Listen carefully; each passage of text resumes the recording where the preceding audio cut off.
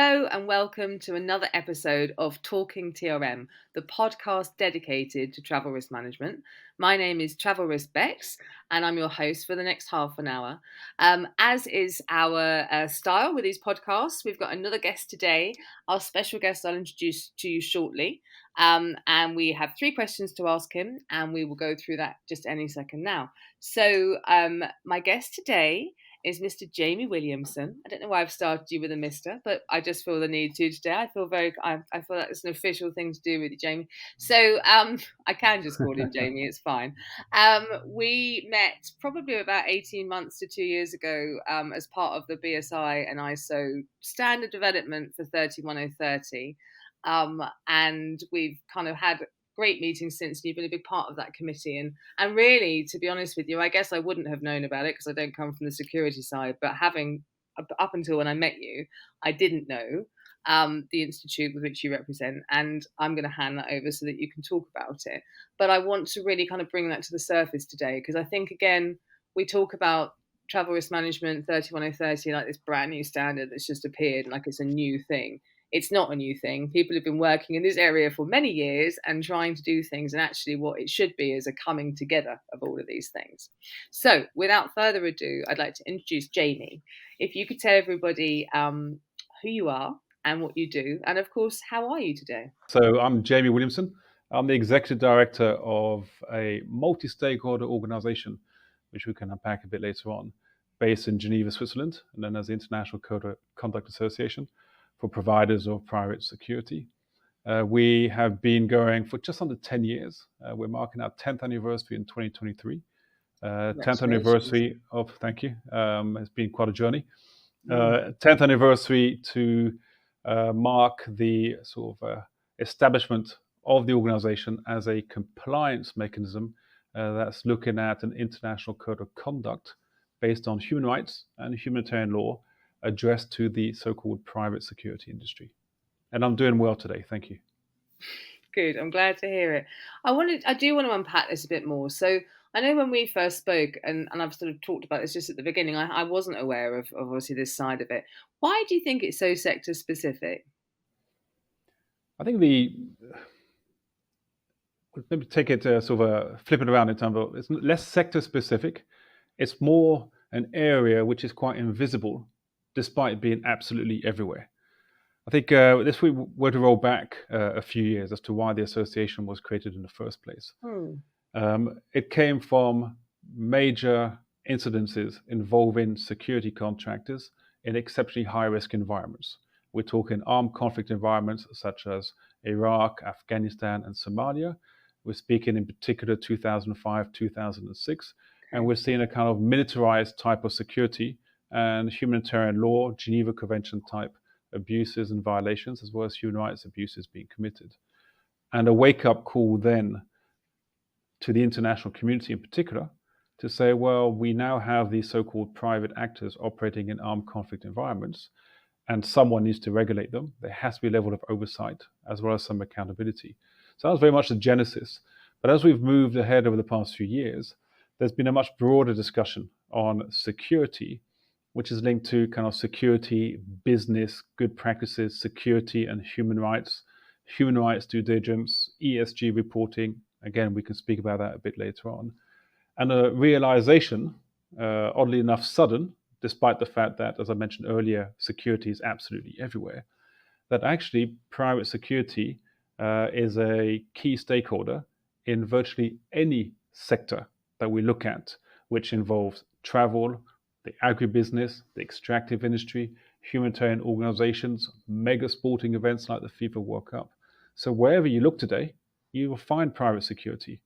Yet there's rarely a discussion about how private security can have both a positive as well as negative impact on their clients and broader supply chain questions and risk management.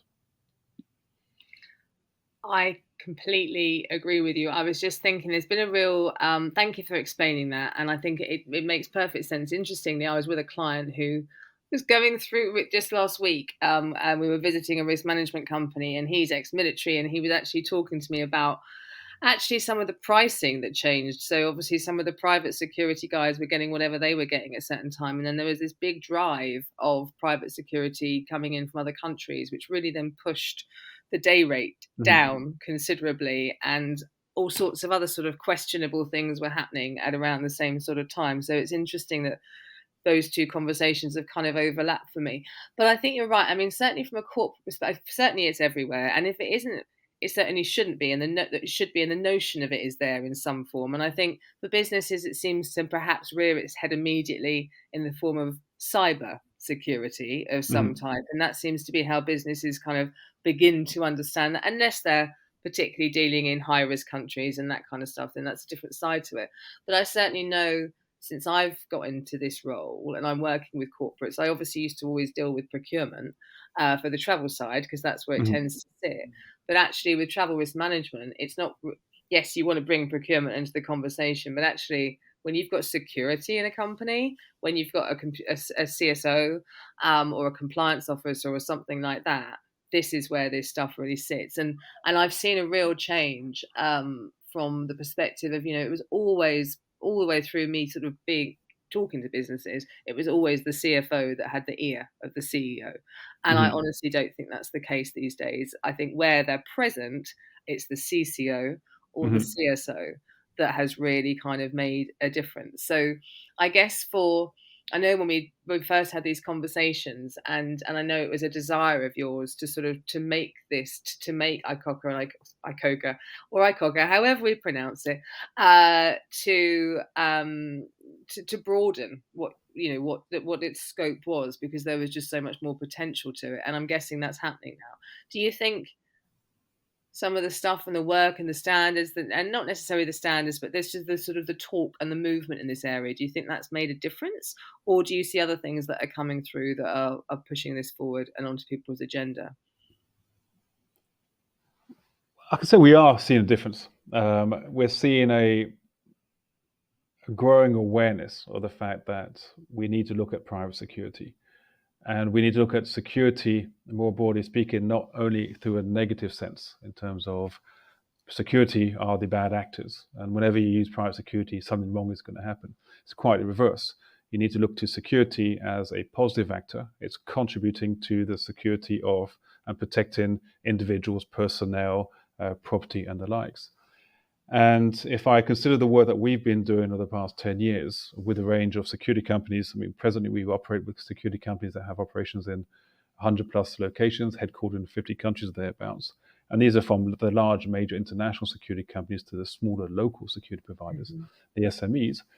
There's the debate is starting to gain traction in terms of how can security ensure that they are not only doing the right business in terms of profit margins, contracts, and delivery of the technical aspects, but how can they also ensure that they're mitigating any other risks, in particular the broader human rights risks, which they will encounter as part of their operations in many environments. And there's a whole range of issues that we can look at. The interesting development has been, through our work, oddly enough, we're seeing the security industry itself showing leadership, being one step ahead of the game in considering these issues. Why? Because it's about managing risk, it's about addressing security, and it's about now capturing all aspects of risk as part of those operations and mitigating them. And those will include human rights considerations. They will include the kind of principles that are contained in the International Code of Conduct that we oversee, which includes, as I mentioned, human rights as well as humanitarian law type provisions, but also labor relations, issues linked to corruption and the likes. So the leadership being shown by the security industry is having, I think, a knock-on effect upstream to the clients, to the users. And so the blocks now are a little bit with how do you bring in those stakeholder groups? We talk about travel risk management. How do you bring in the corporate entities or anyone that's going to rely on security in one form or another to the table? And where are the leverage points on those individuals? And then how do you bring that awareness and understanding to them?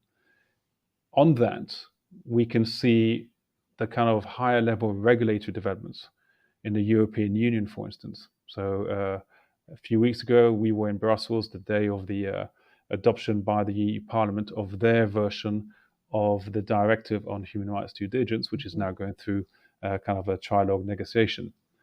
And it's clear that the drive by the EU to bring in human rights as part of corporate accountability and oversight in supply chains globally means that now there's a need to have that discussion of human rights, not simply as an obligation, but a little bit, it's a commercial reality Yeah. that Yeah. companies and entities cannot escape that conversation, cannot move away and simply put human rights in some side office in their main building. But human rights and now security have to be central parts of that conversation. So I fully agree with you. Whereas in the old days, the financial officers would have been at the center of most conversations, we're seeing more and more realignment in terms of sustainability, security, human rights as part of those conversations, because they all will potentially have an impact on the profitability as well as risk profile of those organizations. And I guess this is where the code of conduct kind of comes into itself, doesn't it? Because obviously we talk about what we kind of know from the country that we're born in and that we live in, kind of what is norm and what is okay there. But of course we know that varies greatly across the world. And I think this supply chain piece, this vendor management piece, is the bit that I find really interesting, specifically in this travel risk management space, because for the person managing that the travel, for example, in a company, if again they exist at all, which they don't tend to exist until a company reaches a certain size, they could be dealing on a program, I don't know, so that they've got, a 10 million spend program, and that's not much really. They could be dealing with thousands of providers, literally Mm-hmm. thousands of providers, be that hotels, be that taxi companies, be that ground handlers, be that they're doing some crazy event and goodness knows where, and they need to use a local whoever.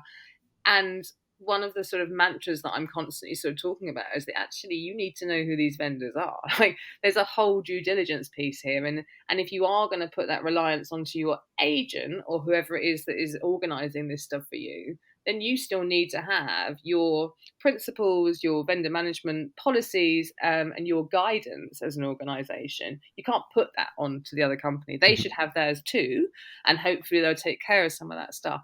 But we've been talking about anti-bribery, we've been talking about the human rights sort of stuff. We've seen it in tenders for a long time, but it always just feels like I've literally been in businesses where they've gone quickly write something.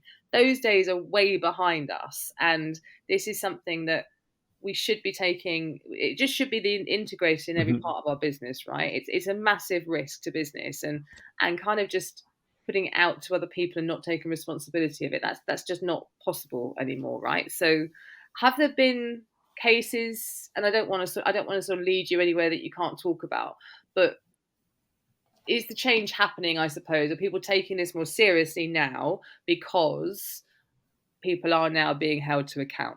Can I ask that question just without being too sort of, is I it think, just, yeah, we could definitely ask a question. I think it depends. I think it's a yes or no kind of approach. I think it's partly also a realization that one has to integrate this thinking into the processes. So there's just maybe 2 or 3 points. Human rights. I think the first aspect, which is interesting, is moving away from a conversation simply about the label of human rights and unpacking that, having folk understand what do we mean by human rights yeah. concretely. Um, Naturally, most folk will look at human rights from the perspective of excessive use of force by a security provider. But then there's also questions of human rights of the working conditions of the security personnel, selection and vetting issues, shift outs, issues linked to sexual harassment, sexual violence in the workplace, discrimination. So you have a whole range of kind of human rights labeled topics, which brought down to a granular level are the day-to-day, let's say, basis of good conduct that we would expect of anyone in any environment, in any sector. So it's extrapolating the high level principles down to something which makes sense. It's then trying to understand what happens if these things are not being respected and the potential risk that goes with it.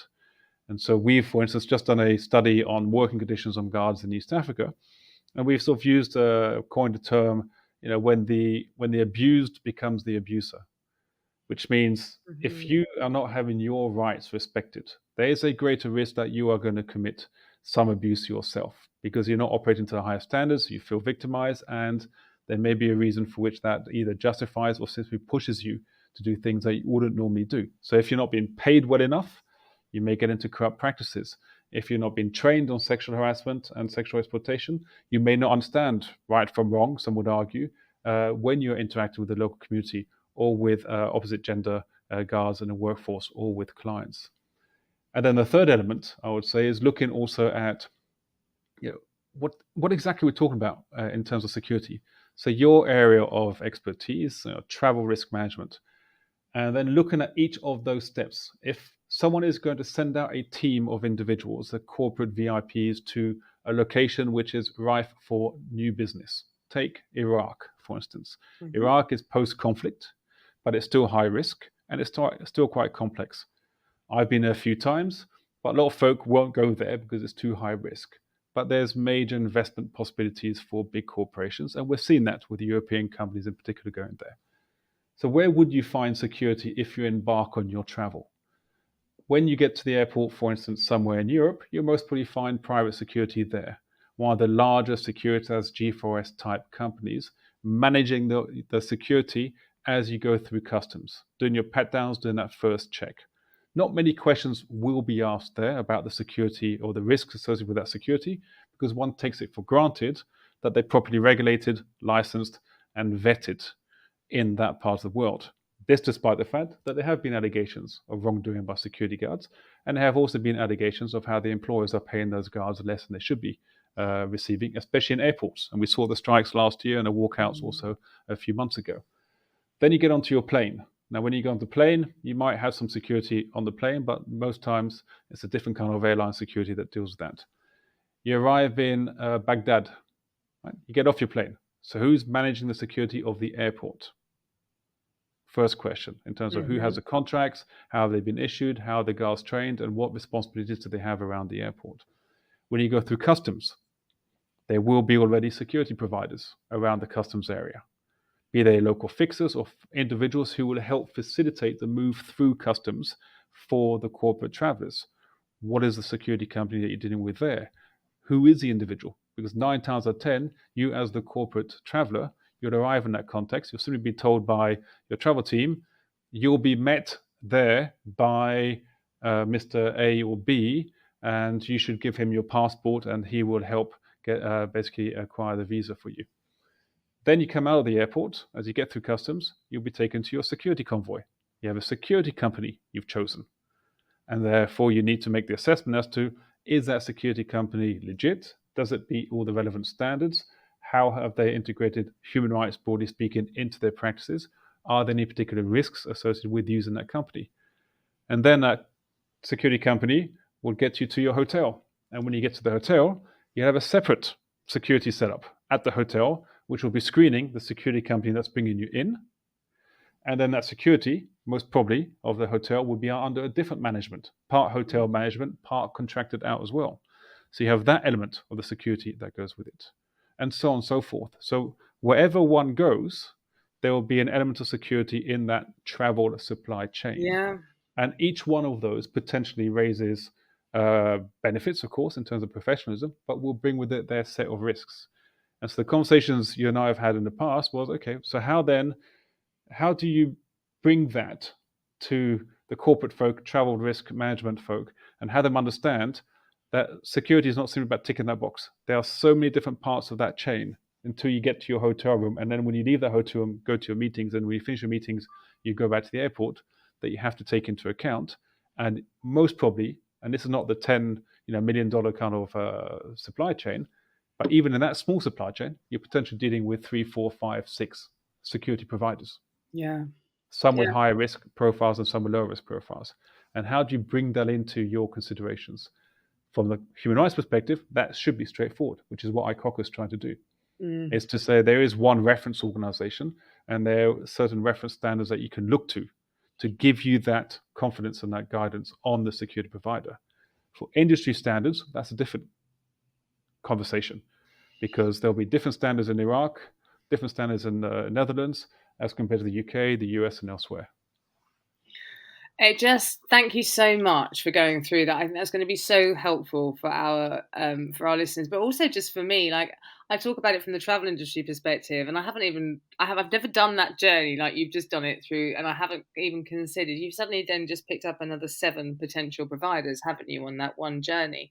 So add that into your travel providers that you've already kind of used, be it the airport, be it the plane, be it this, be it that. And what I always try to express to companies when we're talking about data is, you've got no idea where your data is going behind the scene. You're not just at the airport. Like, there's all sorts of stuff going on around you, and your data is being sent for baggage or for food. And I just it can almost feel a bit overwhelming, can't it? But I think that's the point, that this is what we're trying to again achieve with this podcast, is to remind people there is stuff out there to help you. Like, this isn't Yep. just all from scratch that you just got to pick it up. But gone are the days of just not doing your due diligence.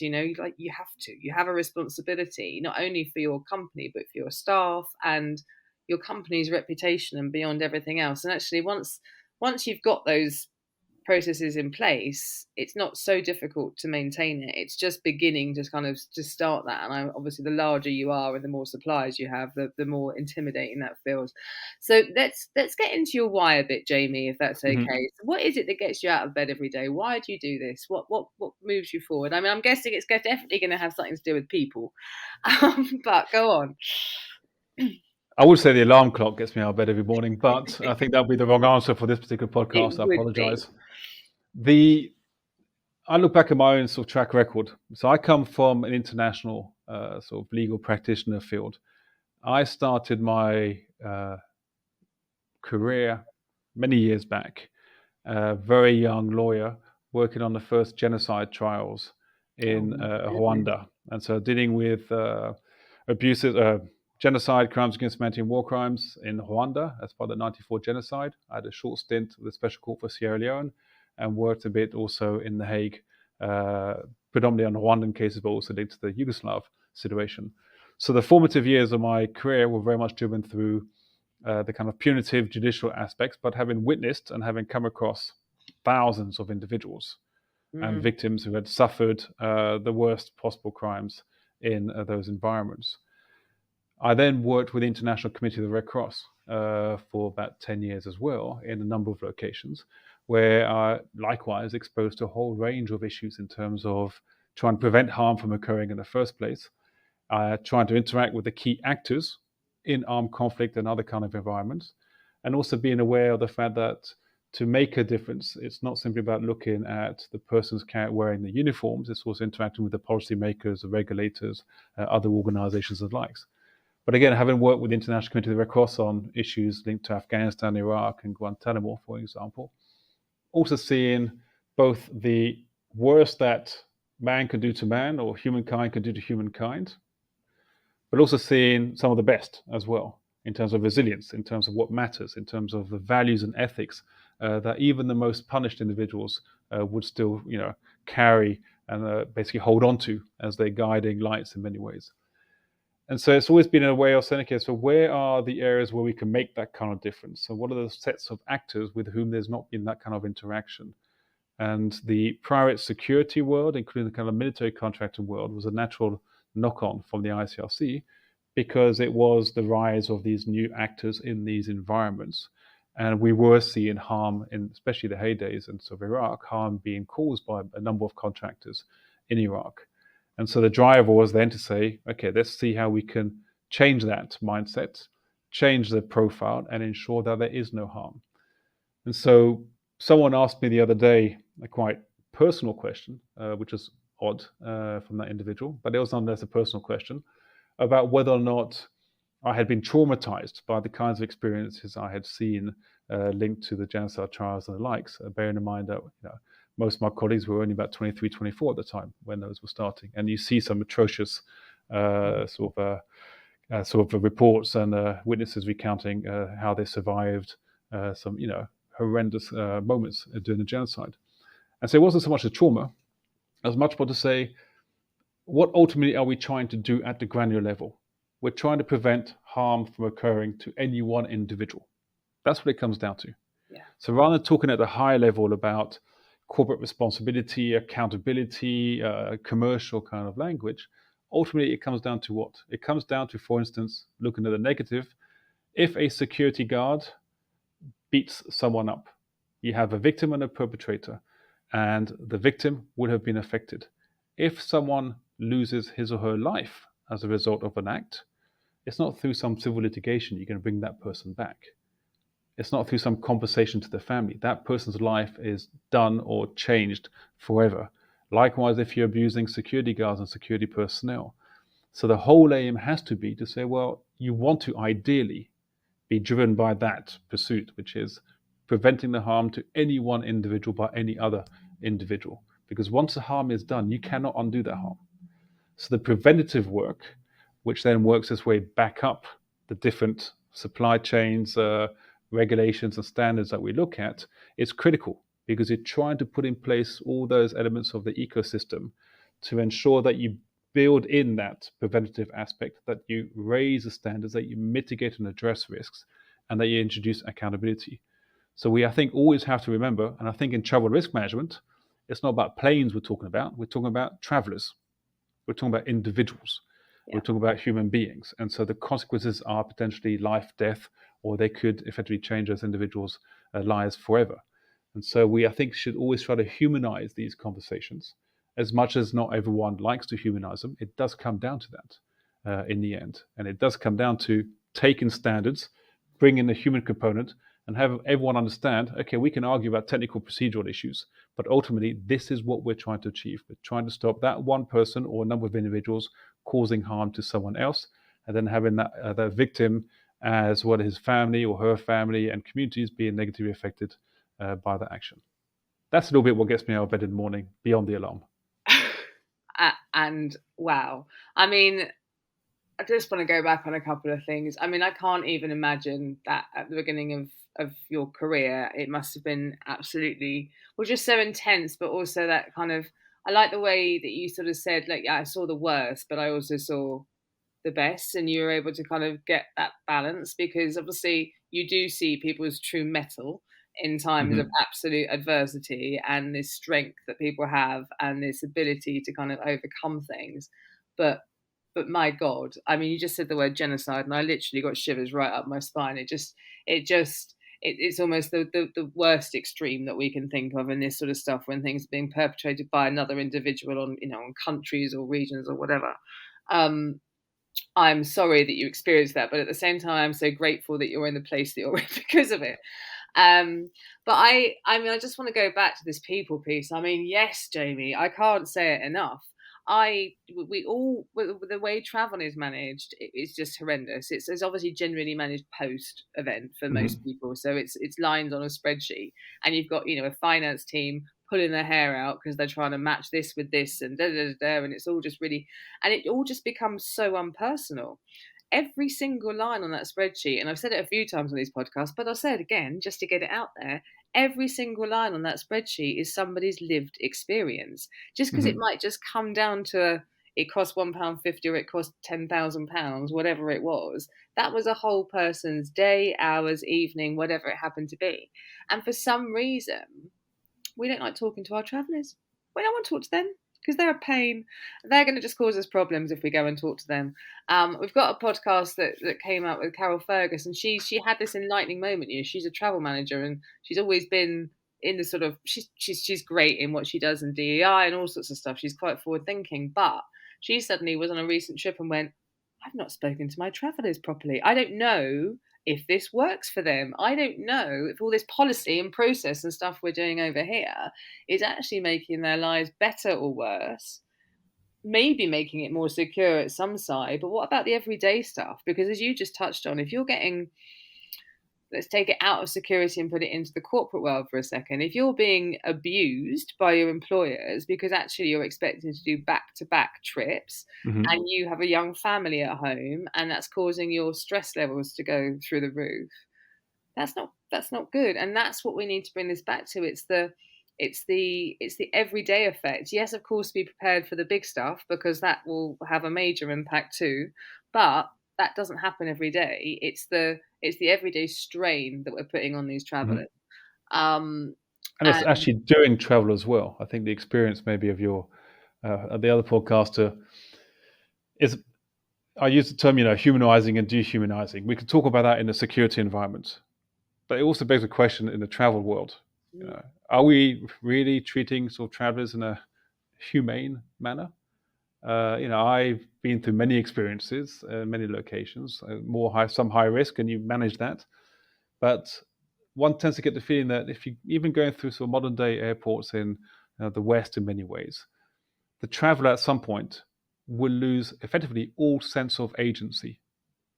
Yep. So he or she will be put in an environment where you've got to go from your check-in to the boarding of the plane, and then there's a system around it. And if there's suddenly a major issue in terms of overcrowding at the airport following, for instance, a general strike, and so suddenly there's an overload at the airport, you have the stress levels linked to all the travelers trying to get through customs, and it's just chaos. Then you have the stress levels of all the security personnel, who are basically trying to manage that crowd. And that then suddenly creates a situation where you have security personnel, and I've seen this, I've experienced it myself, are trying to move crowds in a certain direction. The crowds get to that direction. Then security personnel are saying to the crowd, they're about, why are you here? You shouldn't be here. You should be over there. And then one or two individuals will try to contest that and say, well, I was told by your colleague to go there. And then the individual in uniform will simply say to the traveler, don't speak to me like that. Respect me. You have no right to speak to me like that, and so on and so forth. And so suddenly the traveler becomes dehumanized. At the same time, the security guard is being dehumanized because that security guard is the front line of the tension. Yeah. It's not the airport that's taking the tension. It's not the CEOs. It's not the corporate actors higher up or the policymakers.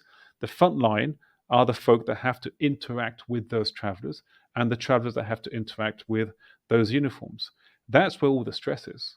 And that's where all the risks are at many levels. And, today's an age post-COVID, a lot of that has, travel is, I would say, for many people, not necessarily the most pleasant these days. I mean, we can romanticize in the days gone by, but there is that challenge. There is that image issue. But part of it is because we are now dealing with crowd management, crowd control, and moving through efficient systems and heightened security in a number of airports, and working security personnel, potentially a lot longer hours, and then putting them into environments which are a lot more stressful these days than they were years gone by in managing crowds. So in travel, even in Western airports and environments, you do have those underlying stress factors, which you will find replicated in high-risk environments. Overworked, underpaid, shift hours, dealing with tension all the time, having to be very careful about personal conduct. And if that's being badly managed in the West, for instance, where you're meant to have the highest standards of behavior, extrapolate to contexts where maybe there is weak governance or there is a level of corruption or where those standards are in place and there's kind of education around security and risk and crowd control is somewhat different and quite distinct from the West, then you're going to worsen the potential for risks.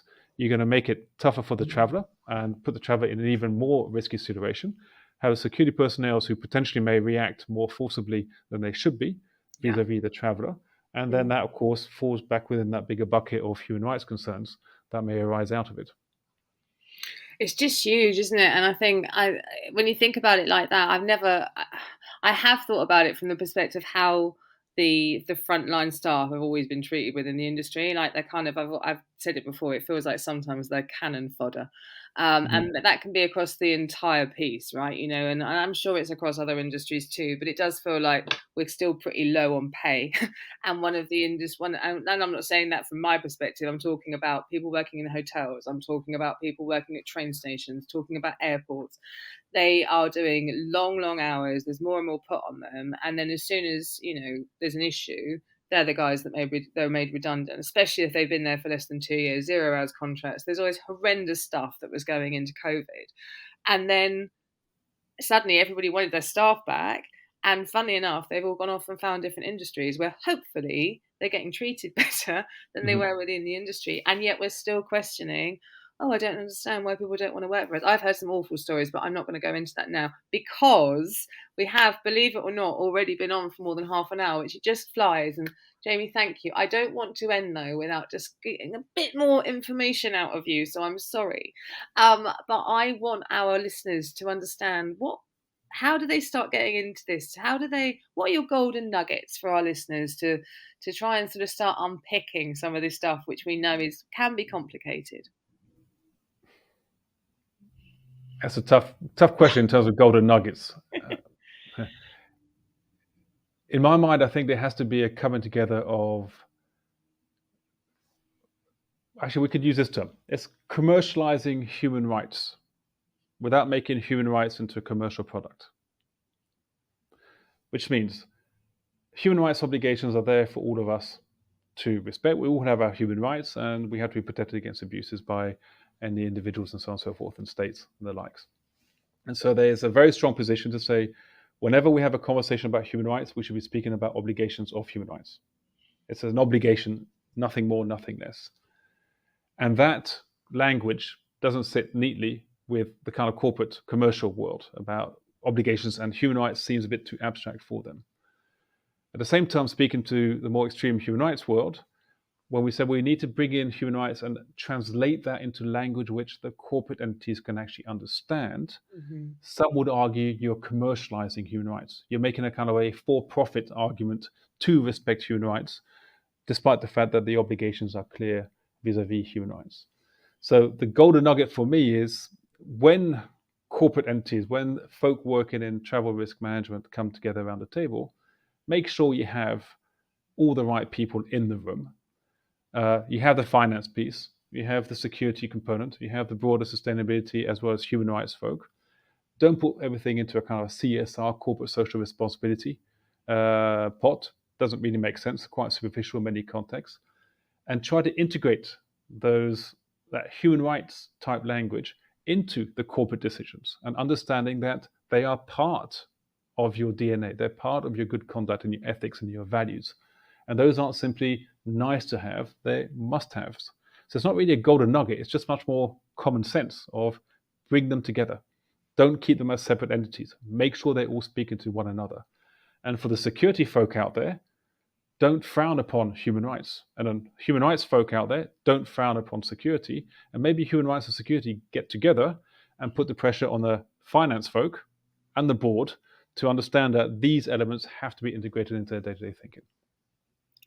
They're both fantastic golden nuggets, considering you thought you couldn't come up with anything at all just then. Anyway, I caught you on the hop. Again, I completely agree with you, and I think you echo what we've talked about in other podcasts. This is not stuff that operates in silos. It's all connected.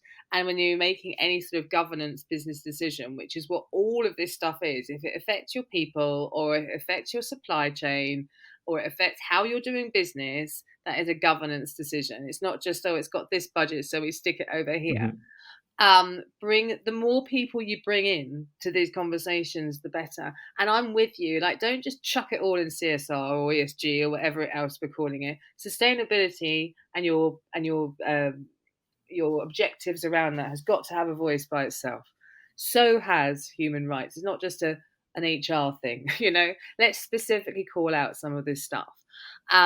Your plans for how you look after occupational health for your staff, be that physical or mental health, that is a thing. Let's bring them out. Let's not just put them in a little room. Let's talk to them. Because actually, when you do start talking to all these people, and I love it, it's my favorite bit when I start bringing the stakeholders together when I see a corporate, because you just suddenly see all these light bulbs go off and people go, I didn't know you did that. Or, oh, wow, actually, this is all going to really come together. And you suddenly realize this bit of data, which in my case is travel spend, if that data is good and it does, but it's clean, it can help so many other people across the organization, and you can streamline stuff, and actually doing stuff centrally isn't as horrendous as it might feel. So you might have more people's opinions to consider at the beginning, which is not always great from a procurement perspective when you just want to get things down or you're getting pressure.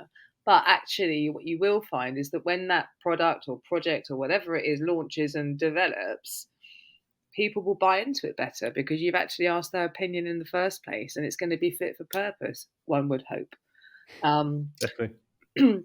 Jamie, thank you so much. Look, it's been a pleasure. I've let us run over because I knew that it was worth it, and it's just an area that I think none of us are considering. We need to think about more, but I want to I liked the way that, again, right from the beginning, you were like, what actually is human rights? I think that a lot of this stuff is quite big and we don't want to talk about that, and we should. Like, what does that mean to you as an individual? And let's get the learning from that point, and then let's work out together.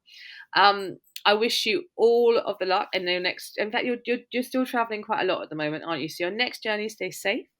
Will do. Thank you for being a guest on our podcast. Thank you for all the amazing work that you do.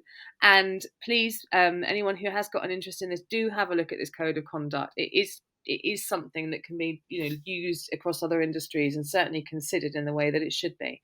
And it's a really good sort of starting point if you've never really kind of thought about things from this perspective and you're looking at your vendor management and other things. So you have been listening to another episode of Talk'n TRM. My name is Travel Risk Bex. Today we were joined by Jamie Williamson from ICoCA, and we will be with you in the next couple of weeks with another episode. In the meantime, take care. Please look after yourselves. Please look after your people. And if there is one thing I can share with you today, let's just communicate better with each other. Let's come out of our silos and let's start having some conversations. Nobody gets out of bed this morning trying to upset someone else. Honestly, they don't. They're just trying to get on with their days. So have a great days, and we'll catch up with you in a couple of weeks. Thank you. Bye-bye.